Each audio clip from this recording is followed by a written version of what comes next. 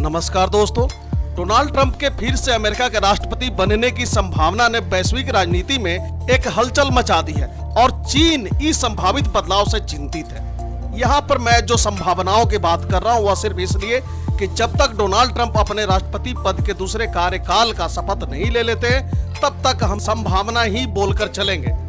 Donald Trump के फिर से राष्ट्रपति बनने की संभावना ने वैश्विक राजनीति में हलचल मचा दी और चीन इस संभावित बदलाव से चिंतित है। इसकी वजह यह है कि ट्रंप की वापसी न केवल वैश्विक व्यापार पर असर डाल सकती है बल्कि भारत को भी इसके माध्यम से आर्थिक और रणनीतिक फायदा हो सकता है।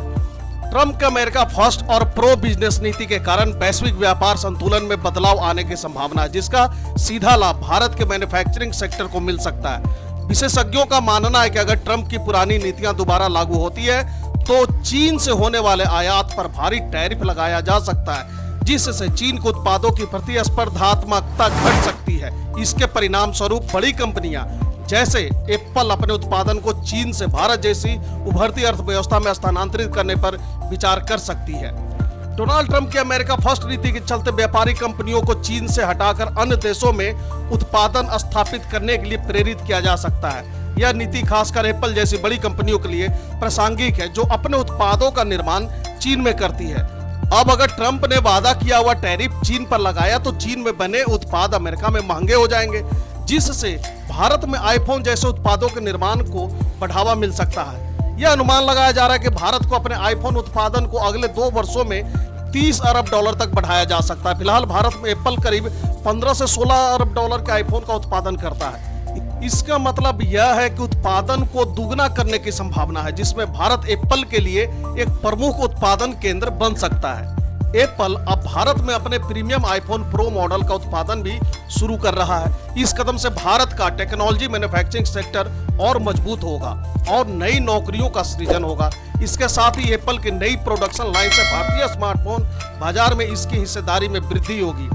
आंकड़ों के अनुसार भारत में एप्पल का इस समय स्मार्टफोन बाजार में लगभग 6% हिस्सा है। साल 2023 में एप्पल ने भारत में 23% का राजस्व लेकर सैमसंग को पीछे छोड़ दिया था, जो इस बात का प्रमाण है कि भारत में एप्पल के उत्पादों की मांग तेजी से बढ़ रही है।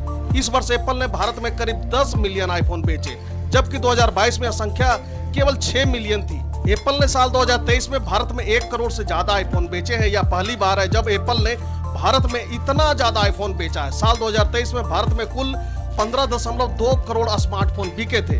भारत में आईफोन की बिक्री से जुड़ी कुछ रोचक और खास बातें भी जानना चाहिए, जैसे कि साल 2023 में भारत में बिकने वाले आईफोन में से 60% टीयर 2 और टीयर 3 शहरों में बिके थे। साल 2023 में भारत में बिकने वाले हर 3 फोन में से एक फोन की कीमत 30,000 या उससे अधिक रुपए की थी। इसका एक मतलब यह भी निकाला जा रहा है कि अब भारत में बाइंग कैपेसिटी यानी खरीदने की जो कैपेसिटी है वह बढ़ रही है, या यूं कहे कि बहुत हद तक बढ़ गई है। साल 2023 में ही भारत में आईफोन की बिक्री में रेवेन्यू के मामले में एप्पल सबसे आगे रहा। साल 2023 में भारत में एप्पल ने आईफोन की बिक्री में सैमसंग को भी पीछे छोड़ दिया। भारत में आईफोन की बाजार हिस्सेदारी जून 2024 तक 4.1% हो गई थी। भारत में आईफोन का उत्पादन साल 2017 से शुरू हो चुका है। तो यह थी रोचक और खास जानकारी एप्पल और एप्पल के आईफोन से रिलेटेड। इन्हीं बातों को ध्यान में रखते हुए एप्पल अब समझ चुका है कि भारत अब कोई छोटा मोटा बाजार नहीं रह गया है। इसलिए एप्पल की बढ़ती मांग को ध्यान में रखते हुए भारत में 4 नए एप्पल स्टोर्स खोलने की योजना बनाई जा रही है, जिसमें बेंगलुरु, पुणे, दिल्ली एनसीआर और मुंबई में स्टोर शामिल है। ये स्टोर भारतीय बाजार में एप्पल की स्थिति को और मजबूत करेंगे, जिससे एप्पल की भारत में उपस्थिति अधिक सशक्त होगी। हालांकि एप्पल को भारत में अपने उत्पादन को बढ़ाने के लिए कई चुनौतियों का सामना करना पड़ सकता है। इनमें उत्पादन लागत, नीति अस्थिरता और श्रम शक्ति संबंधी चुनौतियां शामिल है। अगर एप्पल इन समस्याओं को हल नहीं कर पाता है तो वियतनाम जैसे अन्य देशों में उत्पादन को स्थानांतरित करने की भी संभावना है। भारत में अगर एप्पल का उत्पादन बढ़ता है तो यह अनुमान है कि आईफोन उत्पादन में भारत की हिस्सेदारी 26% तक पहुंच सकती है। इसके अतिरिक्त देश में एप्पल के बढ़ते प्रोडक्शन से लगभग 2 लाख नई नौकरियों का सृजन हो सकता है, जिससे देश की अर्थव्यवस्था को एक बड़ा प्रोत्साहन मिलेगा। ट्रंप की चीन पर सख्त नीति और भारत के साथ बढ़ती आर्थिक साझेदारी चीन के लिए चिंता का विषय बन गई है, क्योंकि ट्रंप ने अपने चुनाव प्रचार के दौरान कहा था कि वे चीन से आने वाले उत्पादों पर 60 से 100% तक टैरिफ लगाएंगे और साथ ही साथ कुछ देशों पर 25% तथा कुछ अन्य देशों पर 20% तक टैरिफ लगाएंगे। जैसा कि टैरिफ का मतलब तो आप समझते ही होंगे कि अगर अमेरिका टैरिफ लगाता है तो इसका मतलब है कि अगर आपको अमेरिका की मार्केट का एक्सेस चाहिए अपने सामान बेचने के लिए, तो आप जितने में अपना सामान बेचेंगे उसके ऊपर से जो गवर्नमेंट ने टैरिफ लगाया है उसका अतिरिक्त पैसा आपको वहां की गवर्नमेंट को देना होगा। यानी कि टैरिफ जितना उन्होंने लगाया वो पैसा आपको गवर्नमेंट को देना होगा उस प्राइस से एक्स्ट्रा। यानी कि मान लो कि कोई सामान आप 100 रुपए की या फिर $100 की अमेरिका में बेचने का प्लान कर रहे हैं, तो ऐसी स्थिति में आपको अलग से $20 अमेरिकन गवर्नमेंट को देना होगा। यानी कि जो पहले आपने उस वस्तु का प्राइस $100 निर्धारित किया था, अब वह टैरिफ लगने की वजह से $120 का हो गया है। इसी प्रकार से यह भी सुनने में आ रहा है कि डोनाल्ड ट्रंप भारत पर भी टैरिफ लगाएंगे, लेकिन शायद 10% तक भारत जैसे देशों के लिए वह विचार कर रहे हैं कि भारत जैसे देश को टैरिफ के नाम पर 10% अमेरिकन गवर्नमेंट को अतिरिक्त देना होगा, जो कि अन्य देशों से बहुत कम है। अगर यह नीति लागू होती है तो चीन के अमेरिकी बाजार में प्रतिस्पर्धा कमजोर पड़ सकती है, जिससे चीन की अर्थव्यवस्था पर बड़ा असर होगा। चीन के उत्पादों पर टैरिफ से एप्पल और अन्य टेक कंपनियों के लिए भारत जैसे देशों में उत्पादन बढ़ाना आसान हो जाएगा। भारत में एप्पल के उत्पादन बढ़ने से भारत एशिया में एक प्रमुख मैन्युफैक्चरिंग हब बन सकता है, जो चीन की भूमिका को चुनौती देगा।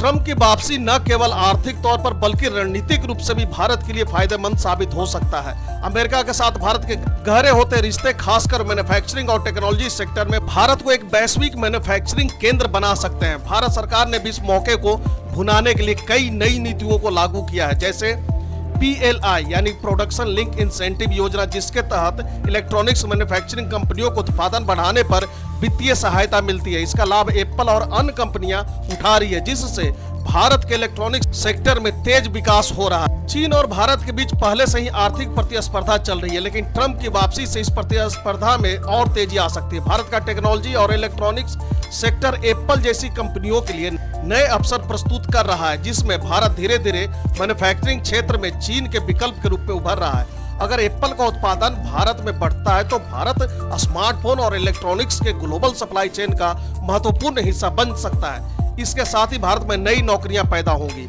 और इसके परिणाम स्वरूप भारतीय अर्थव्यवस्था को बल मिलेगा। अगर इन सब की निष्कर्ष की बात करें तो हम देखेंगे कि डोनाल्ड ट्रंप की संभावित वापसी और उनके अमेरिका फर्स्ट एजेंडे से भारत को अप्रत्यक्ष रूप से कई प्रकार के लाभ हो सकते हैं। चीन से अमेरिकी व्यापार को कम करने की ट्रंप की नीति से भारत को मैन्युफैक्चरिंग हब बनने का सुनहरा अवसर मिलेगा।